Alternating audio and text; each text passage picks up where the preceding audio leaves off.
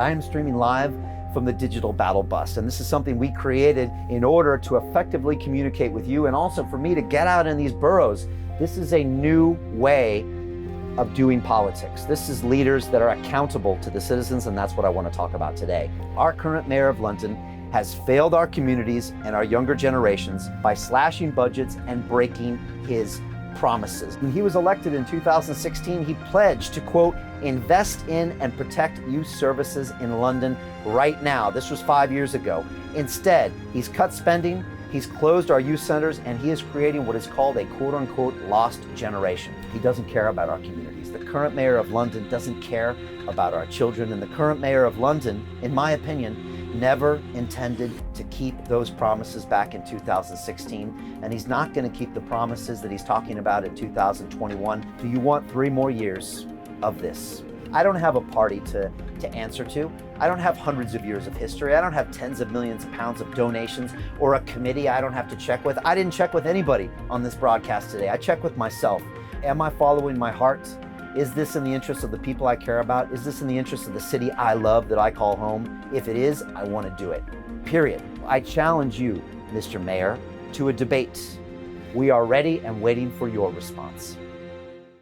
1, 2, 3, listen.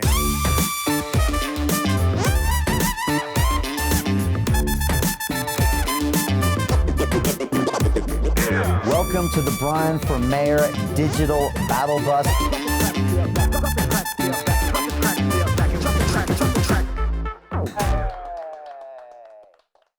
Welcome to Battle Bus Live. I am Brian Rose, and we are live here on the Digital Battle Bus, visiting the boroughs of Bexley, Bromley, Croydon, which I'm going through right now. You can see the buildings behind me, and we're heading over to Greenwich. We're then going to take the ferry across the River Thames, and we're going to make it back to our homestead. Super excited to be with you today. As you can see, on this Saturday, we have some fine British weather behind me. It's quite moist out there, which is good. It makes our green spaces even greener. And we've had an exciting morning, I won't lie to you. We were over at Bexley, which is home to the Crossness Pumping Station. And if you don't know much about that, that's Sir Joseph Bazalgette's contribution to what was at the time London's major sewage problem. The River Thames used to smell so bad, it had so much sewage in there. And thanks to the folks in Bexley, they pretty much solved that with the pumping station, and also thanks to James Watt steam engine. And that is James Watt as in the unit of energy watt. When I was at MIT learning engineering, they taught me about this unit of energy called a watt. I never thought that one day I would be mayor of the city where that man built the pump. So I was super excited to be there. I'll be honest, I geeked out a little bit as an engineer. And we also got a visit from the local police. I just posted that picture on Instagram, so go check it out. They were following us around. They probably just wanted a picture with me and the bus, and I totally get that. And again, we really appreciate the police officers out there. And I'll talk more about a few run-ins we've had with them recently. Next, we went on to Bromley and actually went to Charles Darwin's house. It's called Downes House, and this is the actual structure where he penned the book, The Origin of Species. That idea that the survival of the fittest, that whole concept happened in Bromley. So we're just super excited to be in Bromley. Thanks for having us. And I took a tour of the outside of his house. You know, this whole concept of the survival of the fittest or the best idea wins is why we've been so successful and why we are going to be your next mayor of London, because we have the best ideas and you know it, and that's why we're going to take them there. Unfortunately, in politics, it seems to me that the worst idea seems to win most of the time. I'm sure you've experienced that as a citizen, and we're going to change that on May 6th when we have free and fair elections. Next, we got to Croydon, which is where we are now, and right near me here is the Brit School of Performing Arts. That's the same school that produced Adele. Yes, Adele, that worldwide known pop singer. Also, Amy Winehouse. She went to the Brit School, as well as the actor Tom Holland. So I want to thank Croydon for producing such incredible talent, and also thank you for having us. I'm going to be talking about some of your local issues. And now we're heading over to Greenwich. Greenwich is home of the O2 Arena, or as Drake would said, turn the O2 into the O3. I love that place. And also the Royal Observatory is there. I've been there with my daughter. We walked around. We saw the incredible clocks that also created longitude. And that's where Greenwich Mean Time is. And the Meridian is right there. So we're coming through to see you in Greenwich. It's been a packed out day. It's a Saturday, but we don't stop over here because becoming your next mayor of London, it's so important to us. We have to do it, because we can't sit by and watch this current crop of politicians run the city that we love into the ground. If you feel that way too, please leave me a comment right now wherever you're following us. Share this video to your friends and family. Let them know that something big is happening in London, and we think we're going to change the future, and we think this will be a model for all cities around the world. I just want to say before I get started on today's topic that a lot of these boroughs face some real local issues. And I know in Bexley, you're facing problems with not having enough transport infrastructure getting you into London. I think that's a real issue, because if these outer boroughs can't connect to the center, it's not exactly the centralized commerce that we want. So we're going to be looking into those issues for Bexley. Also, you have 32,000 houses that are supposed to be built in Bexley over the next 20 years. We need to make sure that happens. Your current mayor of London has a history of breaking his promises when it comes to building houses. And he promised us 400,000 new homes over the past 5 years. Do you know how many he's delivered? 12,000 homes. That's 3% of what he promised. So I would say to Bexley, we've got to make sure you get those homes built by holding our elected officials accountable. Also, Bexley knows you have the lowest number of GPs in any borough. This is a real concern. And recently, we were actually quite concerned that the Bexley Council has pushed for 14 million pounds of spending cuts, including the closure of children's centers. And I want to talk about that today. Also, in Greenwich, struggling from real problems there, 43% of the borough's children in Greenwich live in poverty. That's 21,000 children right now are in poverty, some struggling to get regular meals every day. It's the third worst borough in London, and it needs our attention. Councillor Sarah Merrill recently said that, quote, food banks were created for people with no public funds. And yet today, they are an essential, recognized part of our social security system. Something's wrong with that. Something's broken here. And you got to look to the top. Look to the top floor in the City Hall. That's your current mayor of London. He is failing us, and he has broken his promises repeatedly. And I know a bit about food banks. We were recently at the Barking Food Bank, and I went and saw Obi, who's an incredible guy. He actually came to London from his native country in Nigeria, and he's running an incredible service there with the food banks. And we brought him a lot of long life milk. We brought him tinned meats and vegetables, and we really support what he's doing there. And he said they're needed now more than ever. Next, let's move on to Croydon. We're going through Croydon right now in the downtown. Croydon effectively declared bankruptcy last year. Yes, you heard that right, bankruptcy. It's got a £67 million hole in its budget, and it's projected to overspend next year by £47 million. Your former chief executive, Joe Negrini, left allegedly with a £440,000 severance package. £440,000 severance package, that's in times of COVID. I think we need to hold our leadership accountable, and this is unacceptable. And finally, I want to say to the people in Bromley, we know that your council is trying to commercialize your parks and open spaces, and we stand with you that your parks and your open spaces are not for sale. So again, I appreciate all the time, and I appreciate you having us here in these boroughs today. And I want to talk about a few issues today. First of all, I want to talk about the obvious, and that is this.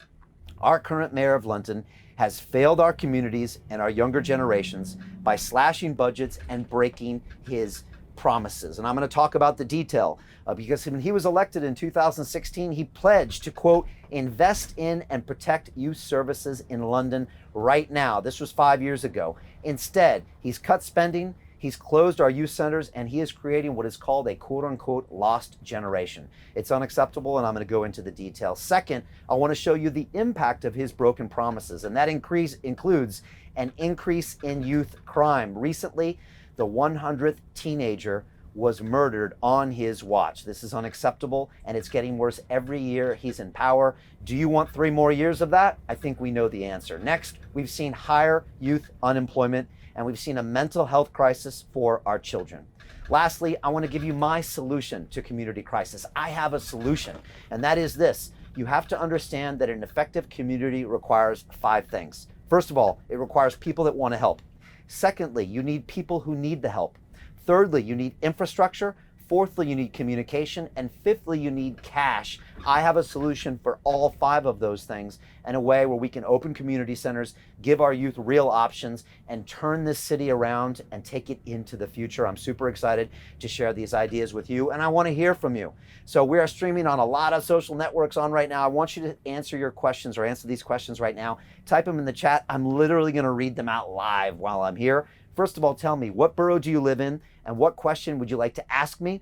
Second, I want you to tell me, do you think the mayor has failed our communities and younger generation by slashing budgets and breaking his promises, and tell me why? Next, do you think it was right recently for the police to detain us? And I'm going to tell you about that story. Recently, they fined us and they told us we could no longer campaign. And finally, I want you to tell me, do you think that free and fair elections should take place on May 6th? Do we need new leadership? Do we need new ideas? And do we need to take London in a new direction? So before we get started, I just want to give you an update. I am streaming live from the Digital Battle Bus, and this is something we created in order to effectively communicate with you, and also for me to get out in these boroughs. It's great to be here and to get out on the streets and see the issues you're really facing, because every borough is unique and you face challenges that are different than other boroughs. And as your next mayor of London, I need to be here on the ground with you and understand what your struggles are. And that's why I'm here digitally live with you, so we can communicate. I'm literally going to read all your comments out. I'm going to be replying. This is a new way of doing politics. This is leaders that are accountable to the citizens, and that's what I want to talk about today. Unfortunately, on Sunday this past week, I was out actually in the street talking to my phone, doing one of my vlogs. You've seen me, I was doing this out on the streets.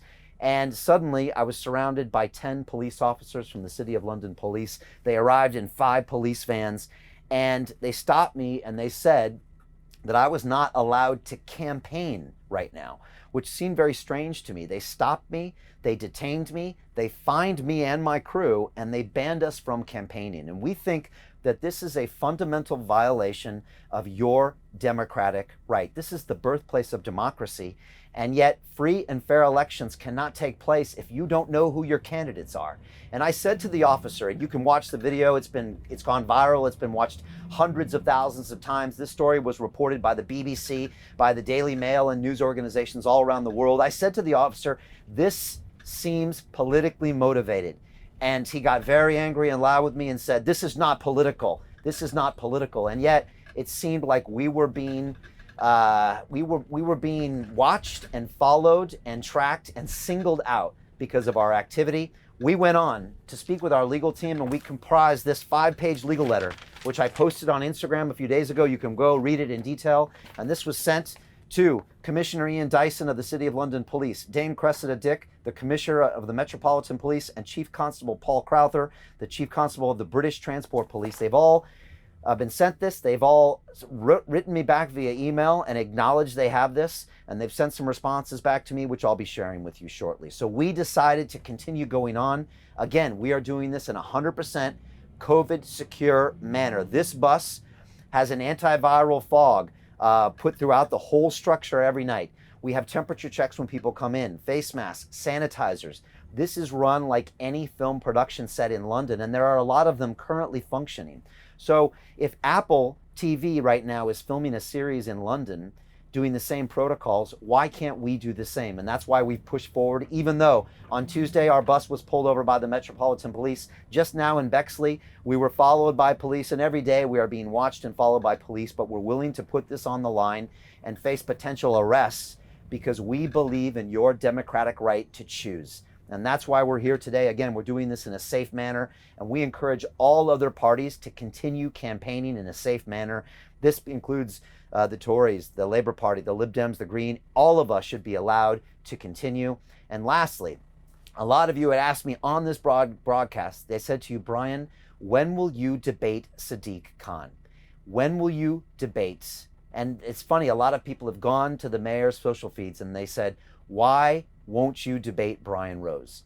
And so I just want to say, I am happy to debate the current mayor of London anytime, anywhere, anyhow. All he has to do is give me the platform and the time, and I'll be there. And we are the only candidate. We are the only viable candidate that can oppose him at this moment. So it makes sense for the two of us to have a debate. Again, I'm going to give you lots of facts and figures today on how I think he has failed. If he believes that I'm wrong, I would love for him to tell me, and let's have an open and honest conversation. You, the voter, can watch, and then you can make your decision. That would make me happy. At least the democratic process is respected. So I challenge you, Mr. Mayor, to a debate. Your format, your place, your time. We are ready and waiting for your response.